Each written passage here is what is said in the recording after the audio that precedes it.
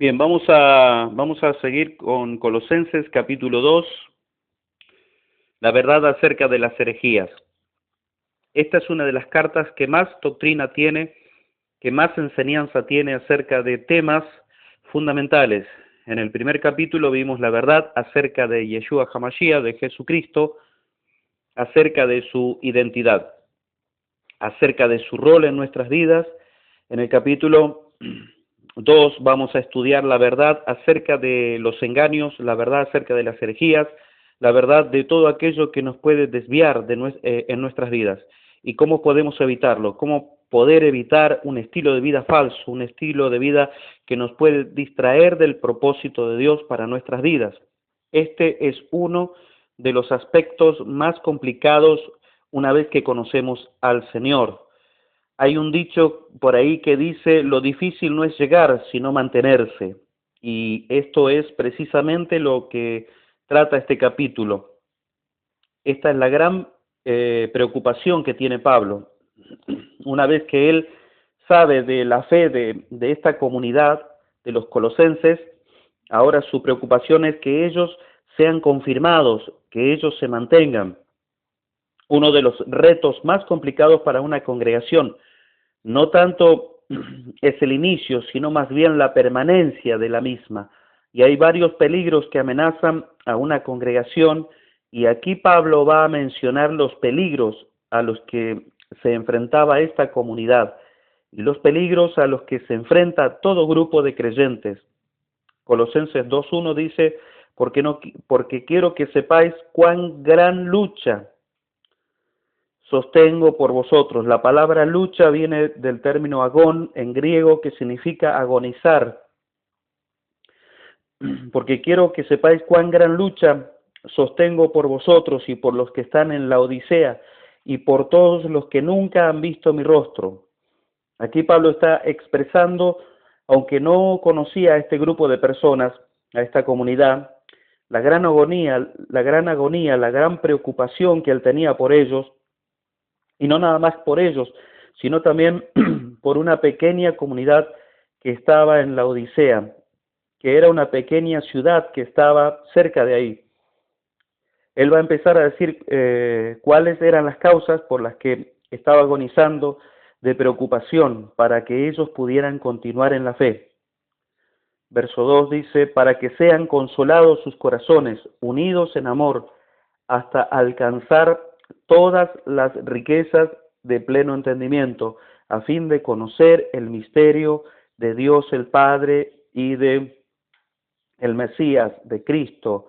Este es el anhelo que él tenía, que puedan ser consolados sus corazones en medio de toda la persecución que estaban viviendo, en medio de todas las situaciones complicadas, unidos en amor, que ellos llegaran a cumplir uno de los propósitos de una congregación, la unidad, el amor y el apoyo de unos a otros.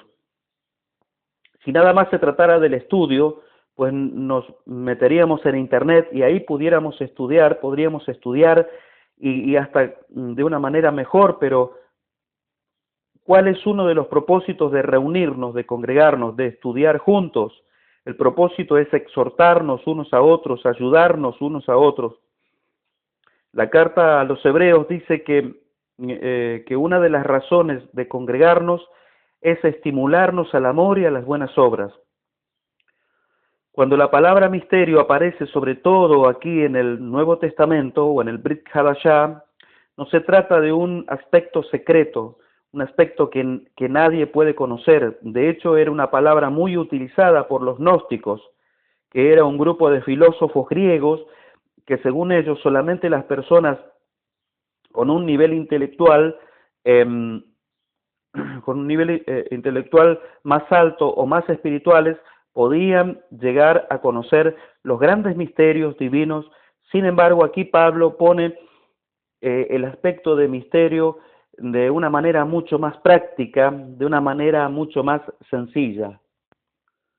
De hecho, la Biblia, cuando se habla acerca de un misterio, no quiere decir que sea algo que difícilmente se pueda llegar a conocer, sino básicamente se trata de un tema que ya estaba en las Escrituras, pero que no se había dado a conocer, no se había dado las circunstancias para que eso pudiera ser aplicable y se conociera. Por ejemplo, todo esto acerca de que el Mesías tenía que padecer, todo esto acerca de que tenía que morir, era un misterio. No quiere decir que no estuviera, estaba ahí en las Escrituras, pero había que escudriñarlas, había que meterse y descubrir ese misterio. Solamente era algo que Dios les podía dar, solamente el Espíritu de Dios puede hacer que se nos ilumine la mente y el corazón para poder entender las cosas de la Biblia. Si no es a través del Espíritu Santo, es imposible entender las cosas de la Biblia.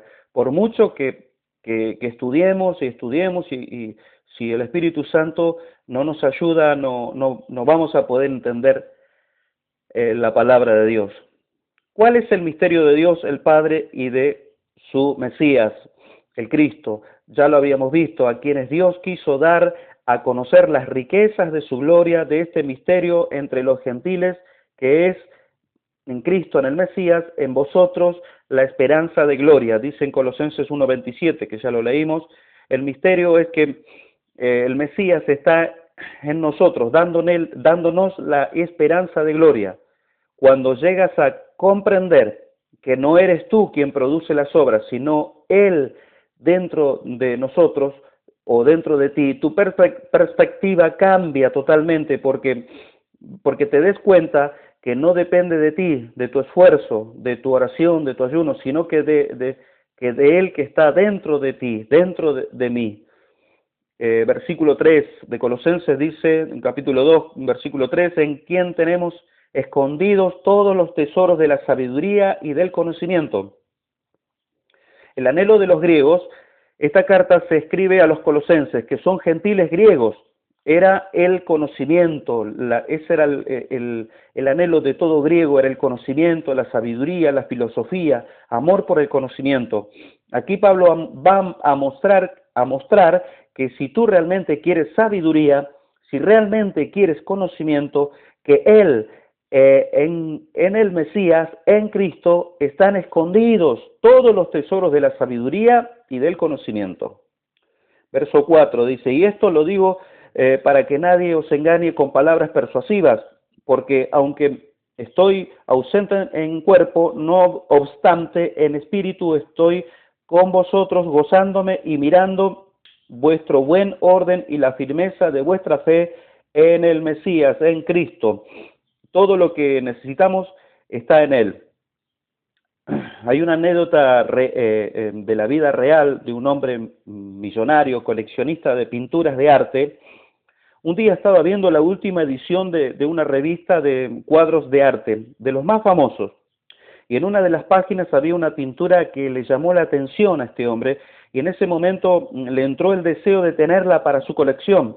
Entonces llamó a sus secretarios para decirles que necesitaba tener esa pintura, que él quería tener esa pintura, y como a la semana llegaron sus secretarios y le dijeron que la habían estado buscando, pero que no la podían encontrar. Y él les dijo, si están interesados en su trabajo, más vale que la consigan, ¿no?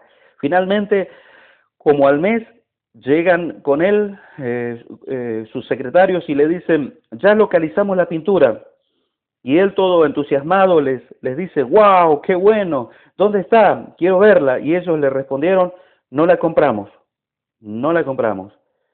Él se molesta y le dicen, ¿pero por qué? ¿Por qué? Y ellos le dijeron, porque está en tu bóveda. Muchas veces podemos caer en este mismo error, que andamos queriendo adquirir cosas y andamos buscando fuera de nosotros, lo que ya tenemos dentro, en nosotros. Esto es lo que Pablo está diciendo. ¿Quieres saber cómo vivir tu vida? ¿Quieres saber cómo comportarte? ¿Quieres saber de qué manera tomar decisiones? ¿Quieres saber de qué manera tratar a la gente? Entonces estudia la vida del Mesías o la vida de Cristo. Satúrate, compenétrate en estudiar una y otra vez sus palabras. Investiga por qué decía las cosas que decía, cómo se comportaba con los demás. Todo, analízalo, inspecciónalo, indágalo. Dijo el apóstol Juan que él hizo tantas cosas que solamente estaban escritas algunas de las cosas que hizo y algunas cosas de las que enseñó. Y estas cosas que se escribieron es para que ustedes crean que Él es el Mesías y para que creyendo en Él tengan vida en su nombre. Seguimos en Colosenses 2:6. Por tanto, de la manera que habéis recibido al Señor Jesucristo, andad en Él. ¿Qué entiendes tú por esto? Por un momento, transpórtate a ese tiempo en el que, en el que por primera vez lo recibiste. Acuérdate cuando aceptaste a Jesús en tu corazón. ¿Qué fue lo que te cautivó para abrir tu corazón y entregarle tu vida? Fueron muchas motivaciones por las que le amamos, ¿verdad? Porque el Espíritu de Dios nos alumbró y nos mostró la naturaleza de nuestra vida. Tal vez en ese momento no entendíamos la verdad, no sabíamos mucho acerca de las cosas de todas estas cosas, pero una cosa sí nos mostró el Espíritu Santo. Necesitas alivio, necesitas ser sanado, ser perdonado, ¿no es cierto? En Colosenses 2:7 dice, arraigados y sobreedificados en Él y confirmados en la fe, así como habéis sido enseñados abundando en acciones de gracias. En el verso 8 nos va a hablar de tres grandes peligros a los que se enfrentaba esta comunidad, con respecto a las falsas doctrinas, a herejías y también, sin duda, son herejías que siguen vigentes en nuestro tiempo. Aquí en este próximo versículo vamos a ver recetas para no permanecer en el Señor. Habla de algunas herejías que nos pueden desviar. Versículo 8 dice, Colosenses 2:8 dice, mirad que nadie os engañe por medio de filosofías y huecas sutilezas, según las tradiciones de los hombres, conforme a los rudimentos del mundo. Y aquí la palabra mundo es la palabra en griego cosmos, y no según Cristo. Mucho de lo que existe, inclusive en la actualidad, con respecto a este tipo de filosofías humanistas, ¿qué es? ¿Qué es todo esto? La cuestión de la divinidad, un concepto panteísta. Dios es todo y todo es Dios. Algo así como que Dios está en esta planta, está en el arbolito, en la tierra, y luego anda la gente ahí descalza para llenarse y recibir la energía. Todo esto con el propósito de llenarse de divinidad. Y que dice Pablo dice Pablo de este engaño de que tú puedes ser como Dios. Entonces, ese es el gran problema de las comunidades.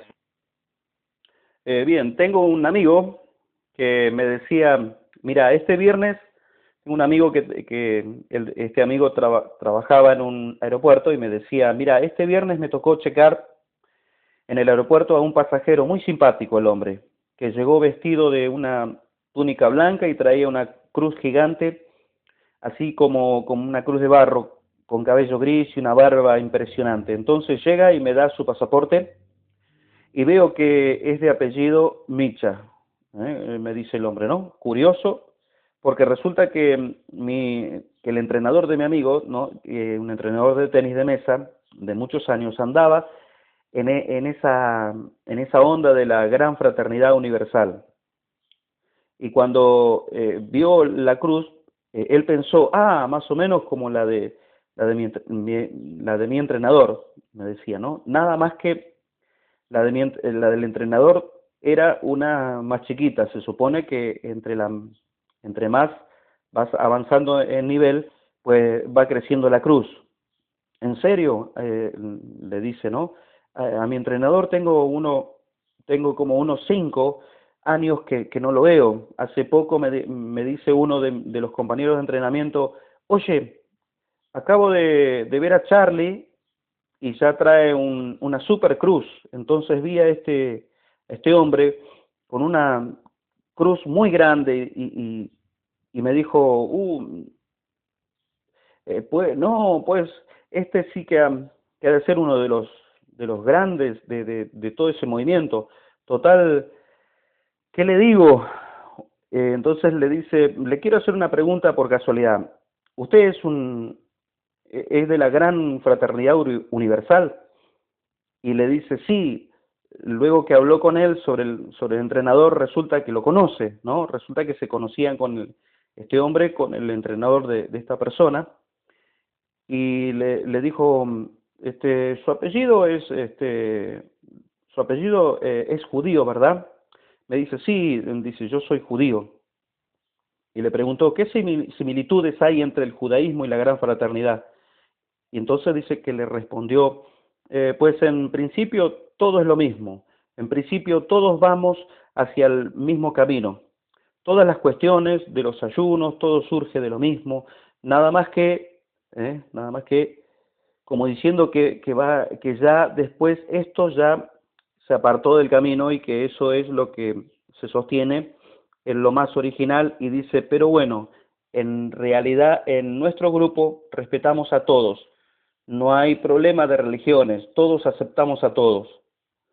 Es una gran comunidad que todos aceptan a todos. Y es que precisamente de lo que dice la Escritura, no te dejes engañar por huecas filosofías humanistas, filosofías en las que te dicen que usted puede llegar a ser como Dios. Si se fijan, esa filosofía no es nada nueva. ¿Quién le dijo a la primera persona, tú puedes llegar a ser como Dios?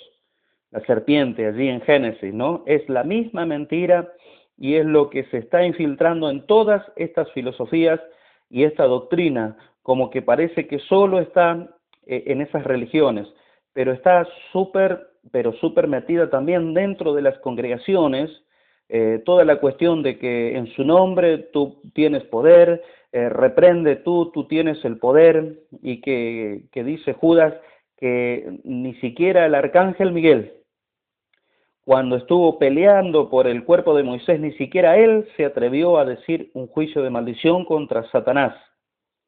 Vamos a leer así cuando dice Judas 1:9, dice, pero cuando el arcángel Miguel contendía con el diablo, disputando con él por el cuerpo de Moisés, no se atrevió a proferir juicio de maldición contra él, sino que dijo, el Señor te reprenda. Eso dice en Judas 1:9.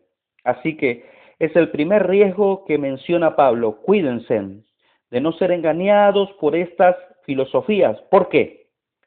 ¿Qué es lo que andan buscando? Andan buscando divinidad. Colosenses 2:9. Porque en él habita corporalmente toda la plenitud de la deidad. No necesitas andar buscando divinidad. Sométete al Señor, sujétate y sométete a el Señor Jesucristo, el Señor Yeshua HaMashiach, y ya tienes divinidad. ¿Quieres sabiduría de lo alto? ¿Quieres realmente un conocimiento divino? ¿Sabes qué? Conoce al Señor, conoce a Jesús, métete a investigar su vida. ¿Por qué? Porque el nombre de Dios, el Padre, está en él habita toda la palabra de Dios, en él, en Jesús o en Yeshua, en él habita todo el carácter de Dios, todo lo que Dios es, o lo que Adonai es. Él es la imagen del Dios invisible. Entonces no necesitas andar subiéndote al Tíbet o al Teotihuacán o cualquier otro cerro, nada de eso. Conoce su vida, eso es suficiente. Conoce a Jesús y eso es suficiente. Colosenses 2:10. Y vosotros estáis completos en él, que es la cabeza de todo principado y potestad. Él está por encima de todo principado, de todo gobernador de las tinieblas. Todo es una gran esperanza de todos nosotros. Si en algún momento llegas a tener un temor por cuestiones espirituales, o que ya te están haciendo mal de ojo, o que conjuros, ¿sabes qué? Son tradiciones de los hombres. Jesús es la cabeza de todo principado y potestad, y si tú estás sujeto a Él, estás en Él y Él está en ti. No tienes nada que temer. Si Dios es por nosotros, ¿quién contra nosotros? Dice en Romanos 8:31. Colosenses 2:11. En Él también fuisteis circuncidados con circuncisión no echa de manos al echar de vosotros el cuerpo pecaminoso carnal en la circuncisión del Mesías. Otra de las herejías es si no se circuncidan, no pueden ser salvos. Esa es una gran herejía. Y si no siguen toda esta lista de mandamientos impuestos por los hombres, no pueden ser salvos. ¿Y qué es lo que Pablo combatió? Y puso el ejemplo de Abraham. Así Abraham creyó a Dios y le fue contado por justicia, dice en Gálatas 3:6. Y después se circuncidó como una señal, pero no es la circuncisión en la carne lo que te da la salvación, es la circuncisión del corazón. Esa es. Cuando Abraham creyó, Abraham creyó, en ese momento él fue salvo y después se hizo la circuncisión, como 14 años después, pero él ya había creído en su corazón y eso es lo que da la salvación. Entonces el problema con estas personas, estos colosenses, estos gentiles, es que llegó un grupo que ya hemos hablado mucho en otras oportunidades sobre este tema, de los temas de los prosélitos, ¿no es cierto?, a los cuales les había costado mucho trabajo convertirse, ¿no es cierto? Y llegaron a imponerle todas sus cargas y le dijeron, si ustedes no se convierten como nosotros les decimos que se tienen que convertir, no pueden están fuera, siguen siendo gentiles, siguen siendo ciudadanos de segunda categoría. ¿Y qué es lo que Pablo se está esforzando por hacer?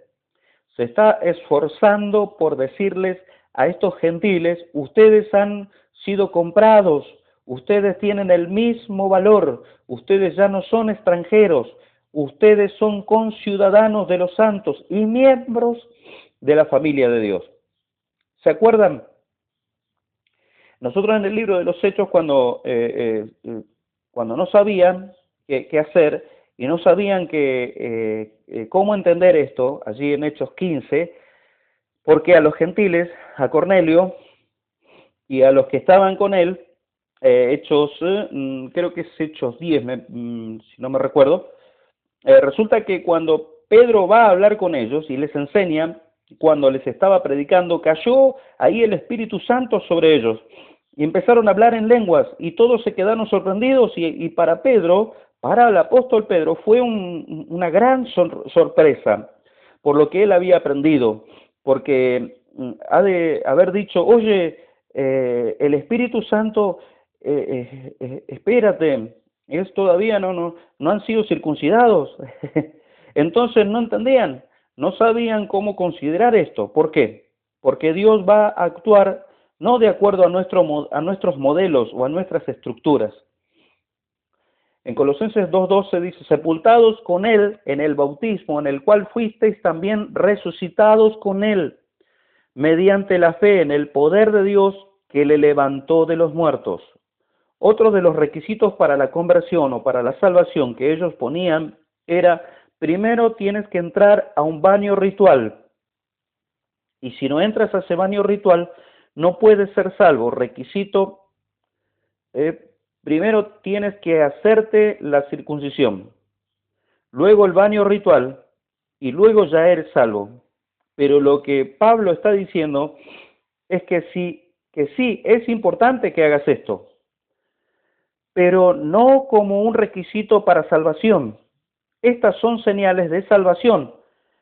En el caso de Abraham fue una señal de salvación, pero estos no son requisitos, porque si fueran requisitos, entonces se acuerdan del que murió al lado de Yeshua en la cruz, que murió al lado, y dijo, acuérdate de mí cuando vengas en tu reino, le dijo en Lucas 23:42. Imagínate, si Jesús le hubiera contestado, ¿sabes qué?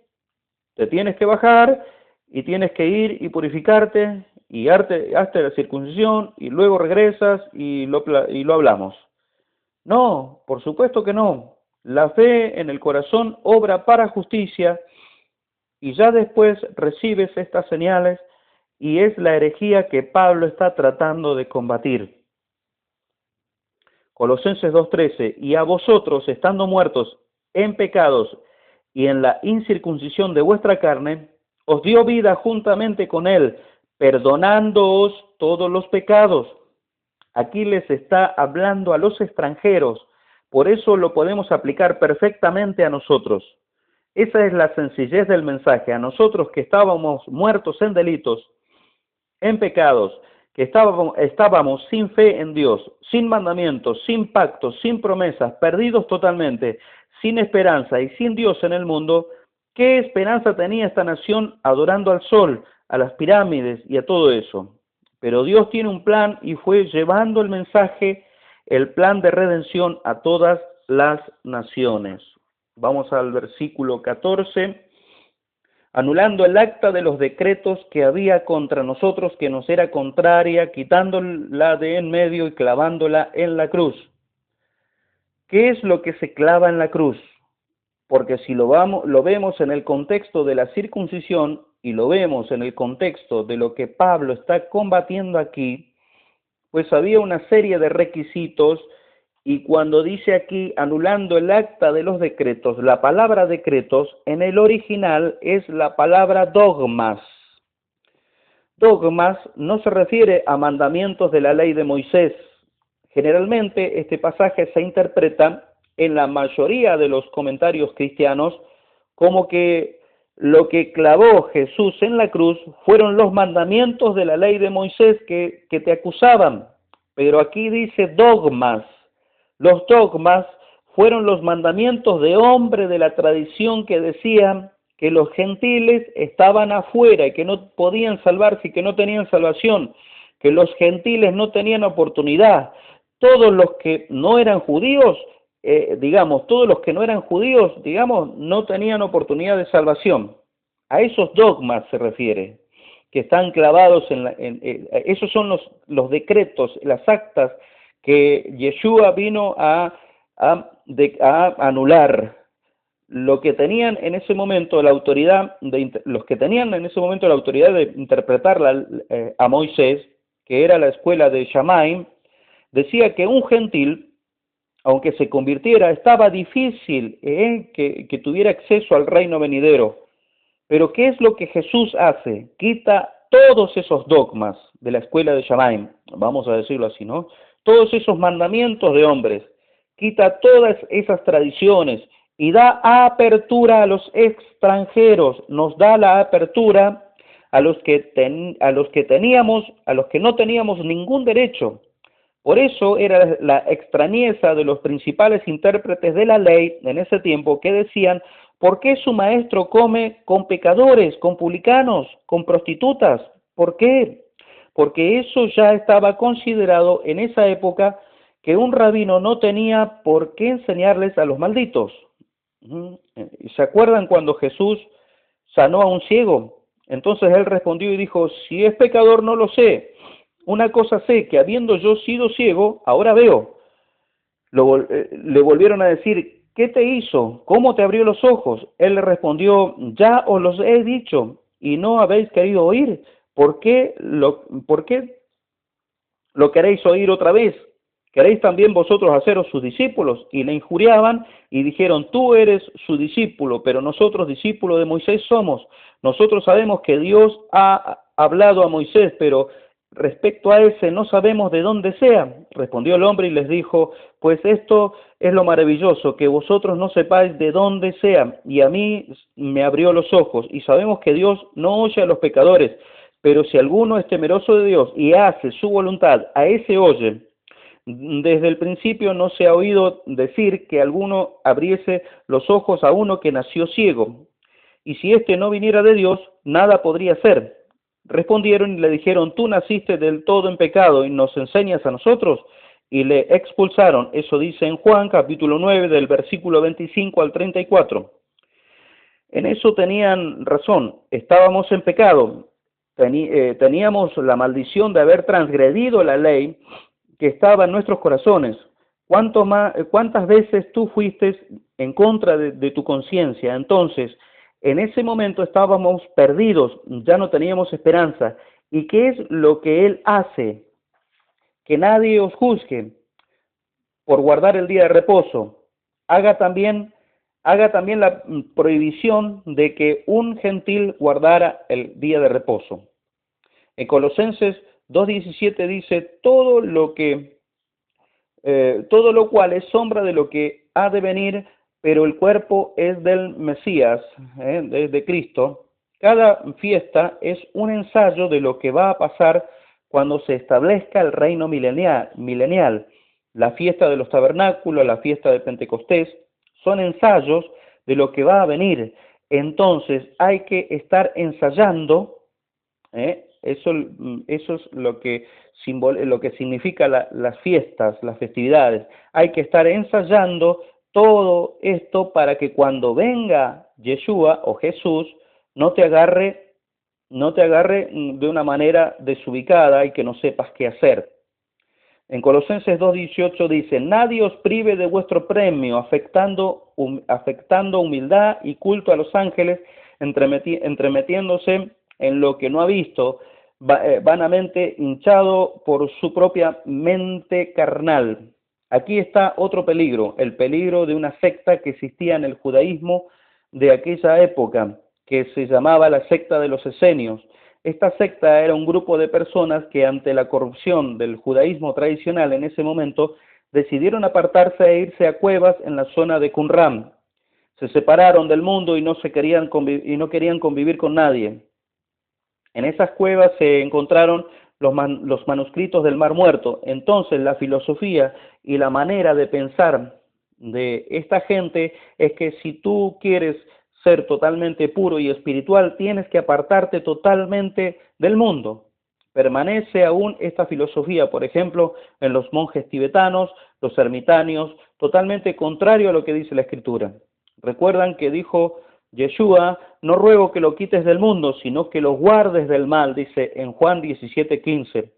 También cuando Pablo les escribió a los corintios, os he escrito por carta que no os juntéis con los fornicarios, no absolutamente con los fornicarios de este mundo, o con los avaros, o con los ladrones, o con los idólatras, pues en tal caso os sería necesario salir del mundo. Más bien os escribí que no os juntéis con ninguno que llamándose hermano fuere fornicario, o avaro, o idólatra, o maldiciente, o borracho, o ladrón, con el tal ni aún comáis, dice en 1 Corintios capítulo 5 del versículo 9 al 11.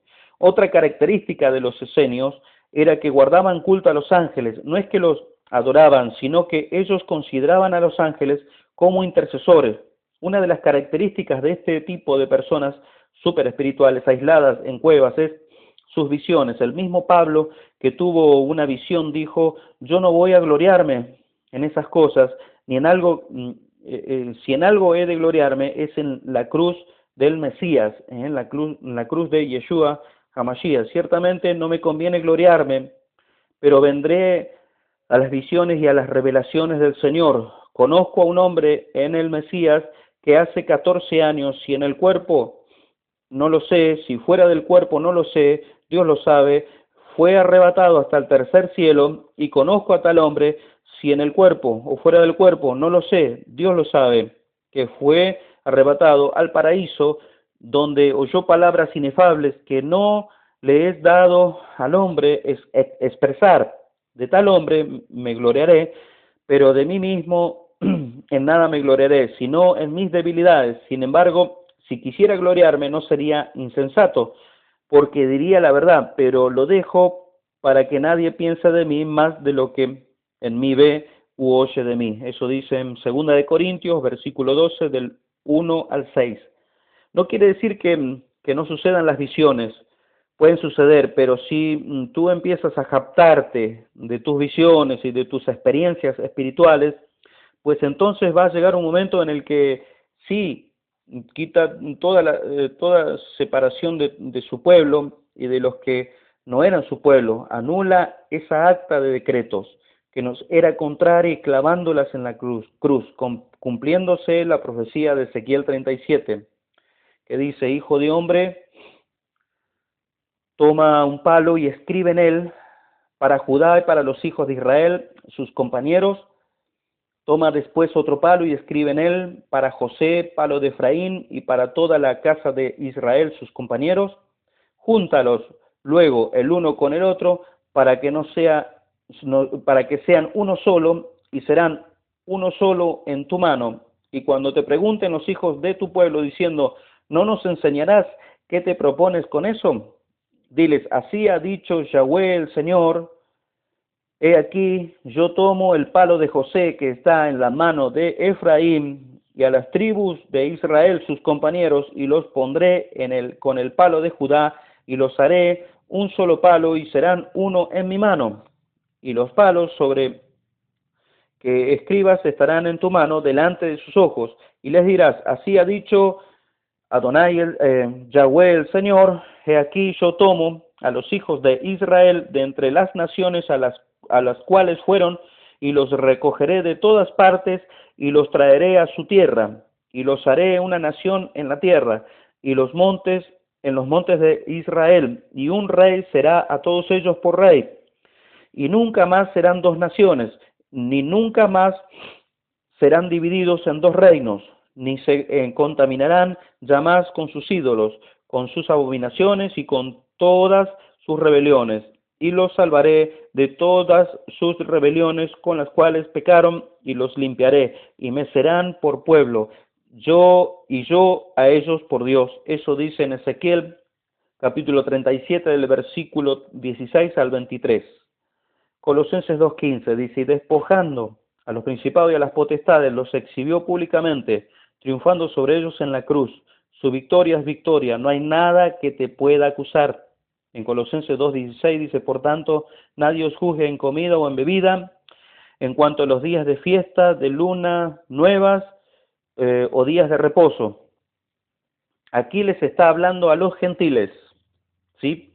Por tanto, por cuanto ya eres parte del pueblo de Dios, ya tienes la herencia de los santos, ya eres miembro de la familia de Dios, ya puedes participar de la comida, de la bebida, ya puedes participar de todo el aspecto dietético que Dios ha mandado, porque generalmente se interpreta como que nadie te juzgue. Ahora sí, ya que nadie te juzgue. Ahora sí, ya come lo que quieras. No hay problema, ya tenés que comer lo que vos crees, no. Pero si lo ves en el contexto, no tiene nada que ver con eso. Dentro del contexto es nadie te juzgue.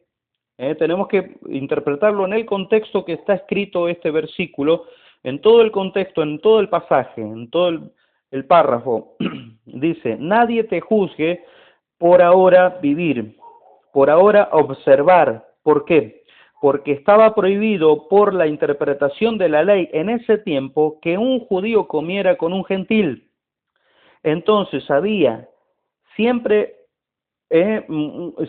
había una separación, ¿entienden? Había una separación entre judíos y gentiles. Entonces aquí Pablo le está diciendo, no, ahora en el Mesías no es así, ya no hay separación, entonces había siempre una separación. Y ahora lo que les está diciendo Pablo aquí es, nadie tiene por qué juzgarte, nadie puede seguir diciéndote que eres un pagano, que eres un inmundo, que eres un extranjero. No, nadie te puede juzgar en comida o en bebida. Tienes libertad de ser parte del pueblo de Dios, de tener comunión. Uno de los momentos de mayor comunión es precisamente durante las comidas, ¿no es cierto? Entonces, y sería absurdo que se les dijera que nadie os juzgue en comida o en bebida en cuanto a los días de fiestas si nunca los habían observado, si nunca habían guardado Shabbat, si nunca habían guardado las fiestas de la Pascua, la fiesta de los tabernáculos, la fiesta de Sukkot, ninguno. Por ejemplo, los días de fiesta, como la Pascua, había una restricción que si un extranjero no había cumplido una serie de requisitos, no podía participar de ella. Acá tenemos el ejemplo máximo de la Pascua. Si no había cumplido una serie de requisitos, no podía, estaba terminantemente prohibido que participe de la Pascua una persona que no había nacido en el pueblo de Israel, que no era judío. ¿Hay alguien que no se sienta lo que estás sintiendo, ya, pues ya consideras que él es menos espiritual, ¿eh? Entonces, se lo consideraba menos espiritual que los demás. Entonces, Pablo lo que le está diciendo, no, no, no, nadie te tiene que juzgar. Ahora en el Mesías tienes el mismo derecho que tiene un judío, y si eres la nacionalidad que sea, tú tienes el mismo derecho en el Mesías. Colosenses 2:19 dice, no haciéndose de la cabeza, versículo 19 dice, no haciéndose de la cabeza, en virtud de quien todo el cuerpo, nutriéndose y uniéndose por las coyunturas y ligamentos, crece con el crecimiento que da Dios. Dios es el que da crecimiento. Él es quien te va a permitir crecer, nutrirte espiritualmente. Seguimos en el versículo 20, pues si habéis muerto con Cristo, o si habéis muerto con el Mesías en cuanto a los rudimentos del mundo, ¿por qué, como si vivieses en el mundo, os sometéis a preceptos, tales como no manejes, no gustes, ni toques? Esto es la doctrina de los esenios. No toques eso, porque te vas a ser inmundo. Y se aislaban incluso de sus esposas un tiempo para andar en pureza. Entonces eso hacían los esenios. Versículo 22, en conformidad a mandamientos y doctrinas de hombres, cosas que todas se destruyen con el uso. Quiere decir que todas estas actividades te van corrompiendo por el abuso. Va a llegar un momento en que vas a caer en orgullo. Vamos a continuar en el versículo 23, Colosenses 2:23 dice, tales cosas tienen a la verdad cierta reputación de sabiduría en culto voluntario, en humildad y en duro trato del cuerpo, pero no tienen valor alguno contra los apetitos de la carne. Hacer estas cosas es sabio. Abstenerse de ciertas cosas de vez en cuando es sabio. No tocar, no gustar, es sabio negar ciertos aspectos del cuerpo, es sabio siempre y cuando lo hagas de manera voluntaria. Hacerlo en culto voluntario es que decides tomar un voto de no comer o de no tocar por un tiempo, pero lo vas a hacer voluntariamente para Dios y sin imponérselas a nadie más, a nadie. No haciéndolo para sentirnos más o superior a los demás, o porque somos mejores, simplemente porque lo necesitamos o porque queremos hacerlo para Dios y es entre Él y nosotros. Por ejemplo, aquel que decide ayunar, aquella persona que decide ayunar y decide abstenerse, pero que lo haga para Dios. Ahora ya imponerlo a los demás, eso ya es otro tema. Imponer a los demás, no, porque acá si no ayunan no perteneces a este grupo. No. Eso es de cosa voluntaria. Es bueno para sujetar el cuerpo, es una disciplina, pero estas cosas no van a hacer que tu carne esté más tranquila. Es más, cuando más lo haces correctamente, incluso tu carne se pone más fuerte. Cuídate de estas cosas. Este es el misterio del Mesías en ti, del Mashiach en ti, la esperanza de gloria. Él es el que produce las obras. Él es el que pone en ti el querer como el hacer por su buena voluntad. Por eso agradecemos a nuestro Padre por su palabra. Bendito Padre que estás en los cielos, te doy gracias por tu palabra, Señor. Te ruego, Señor, que tú nos ayudes a guardar tu palabra, a entenderla, danos sabiduría, espíritu de sabiduría y de revelación en el conocimiento tuyo, que podamos guardar tu palabra, que podamos obedecerte, que tu palabra, que tú puedas circuncidar, Señor, nuestro corazón, nuestra mente, nuestro corazón, Señor, que tú nos ayudes, Señor, a ensayar en las fiestas, Señor, de lo que ha de venir, Señor, que podamos tomarlo como un ensayo, que tú nos ayudes, Padre. Oh Padre, te pido que tu Espíritu Santo, todo lo que no supe explicarle, tú le comiences a revelar a todos los que están escuchando, Señor, este audio. Señor, bendice a cada vida que está escuchando, te lo ruego, en el nombre de Yeshua HaMashiach. Gracias, Padre. Amén, amén, ve amén.